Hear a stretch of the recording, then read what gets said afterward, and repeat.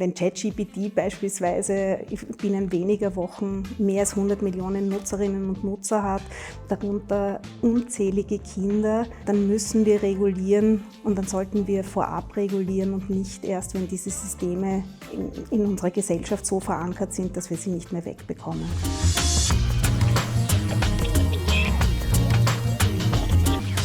Das wüssten wir natürlich gerne. Als Juristinnen wissen wir aber, wie wir mit bestimmten Risiken umgehen werden.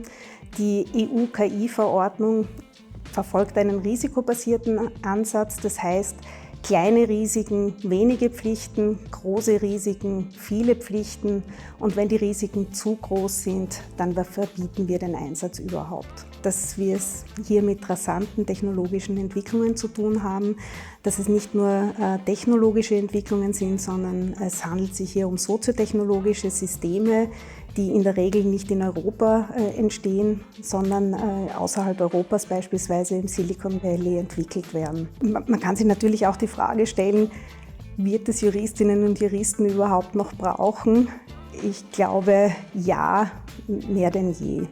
Ich glaube, dass Large Language Models wie ChatGPT die textbasierten Berufe und auch Wissenschaften fundamental verändern werden. Ich denke, Texte werden anders produziert werden. Wir werden darüber nachdenken müssen, wie Autorinnenschaft neu zu denken ist. Überblickstexte, wie wir sie in den letzten Jahren häufig gesehen haben, auch im Zusammenhang mit der KI-Regulierung, die kann wahrscheinlich künstliche Intelligenz schneller machen als Menschen, aber theoriebasierte Rechtswissenschaft, das wird KI auch nicht übernehmen können. Also ich glaube, wir brauchen viel spezialisiertere Juristinnen, als wir es bislang hatten.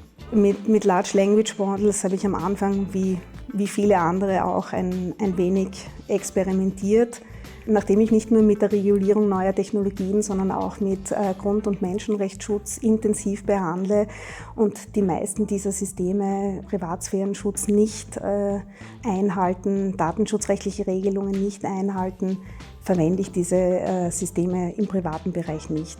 Im beruflichen Kontext lässt sich es gar nicht verhindern.